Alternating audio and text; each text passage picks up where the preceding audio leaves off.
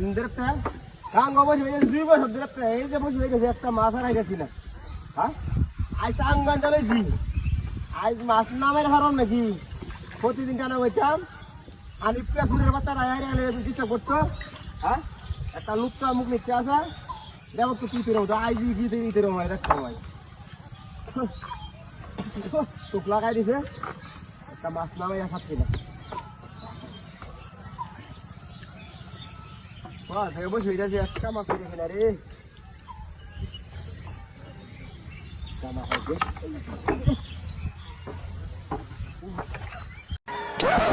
Yep, that's me.